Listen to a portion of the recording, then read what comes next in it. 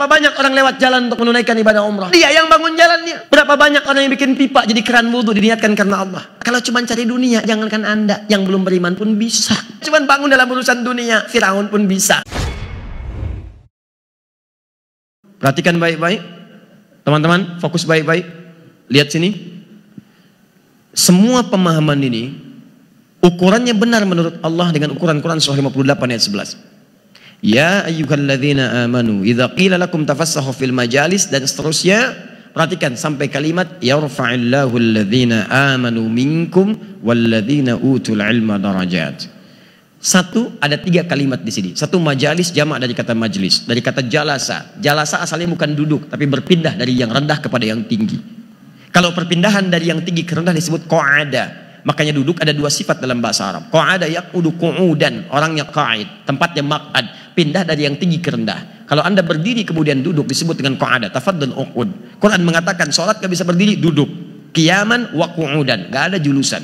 Anda di karpet, saya minta pindah ke kursi, pindah ke yang tinggi, maka disebut dengan jalasa, tafaddal ijlis. Tempatnya disebut dengan majlis. Tempat belajar, kenapa disebut majlis? Seakan-akan Allah ingin mengatakan, jangan pernah Anda datang ke tempat-tempat ilmu yang tidak mengangkat derajat Anda ke tempat yang lebih tinggi.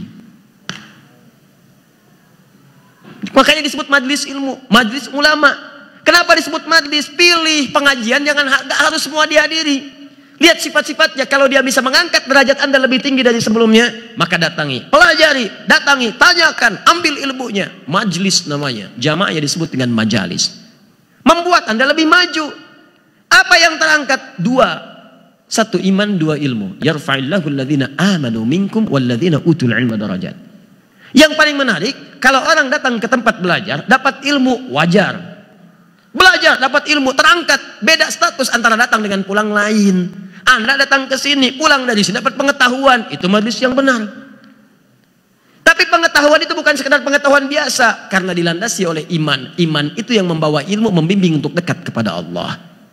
Ini yang disebutkan sifat kemajuan itu tidak ada nilai di sisi Allah kalau kemajuan dimaksud tidak mendekatkan diri Anda dengan Allah Subhanahu wa taala.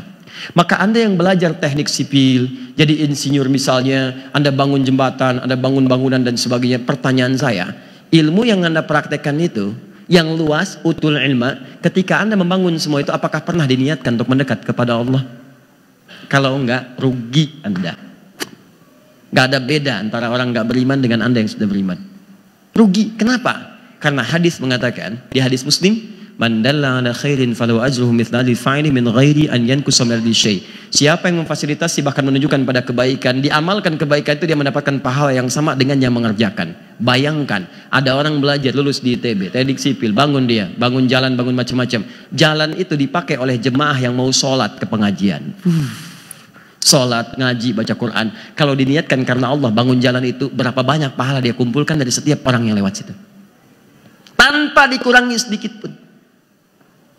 Berapa banyak orang lewat jalan untuk menunaikan ibadah umrah?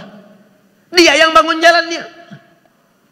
Berapa banyak orang yang bikin pipa jadi keran wudhu diniatkan karena Allah. Kalau cuma cari dunia, jangankan Anda yang belum beriman pun bisa.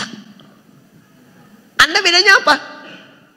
Kalau Anda pengen maju di hadapan Allah, berkemajuan di hadapan Allah, jangan cuma bangun dalam urusan dunia. Firaun pun bisa. Namrud hebat. Apa bedanya Anda dengan Firaun? Apa bedanya Anda dengan Namrud? Harus ada perbedaan. Rugi.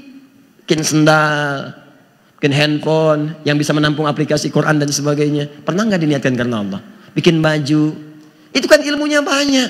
Ada ahli kimia, ada yang lainnya. Pernah nggak? Makanya ketika Allah menyebutkan cabang ilmu dalam Al-Quran, selalu disatukan tujuan utamanya untuk mendekat kepada Allah. Ada ilmu syariat agama, ada ilmu umum. Tapi 2 tujuannya untuk mendekat kepada Allah. Ilmu umum misalnya, ya buka Quran surah kedua ayat 164, paling kanan sebelah atas. Inna fi khalqis samawati wal ardi wa ikhtilafil laili wan nahar, bukan wal fulki lati tajri fil bahri bima yanfa'un nas. Hei, silahkan amati langit dan bumi. Cari peluang untuk belajar pengetahuan. Amati itu kapal-kapal yang ada di lautan. Zaman Nabi, pernah nggak Nabi keluar lihat kapal? Lihat kapal di lautan bagaimana bisa mengapung, mengambang. Perhatikan. Diamati Archimedes sampai masuk ke kolam, naik turun. Dianalisis bagaimana bisa mengambang. Muncullah kemudian hukum Archimedes. Ketika mengambang seperti ini, dipelajari betul, bikin.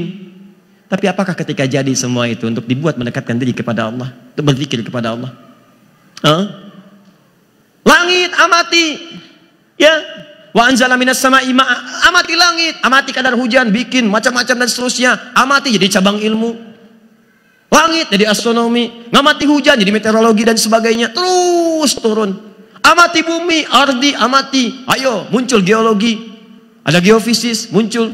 Pekerjaan turunannya banyak, ada yang ke Pertamina, jurusannya perkembangan perminyakan, ada yang ke analisis data, muncul Amerika bikin, kemudian Halliburton, Prancis bikin Schlumberger.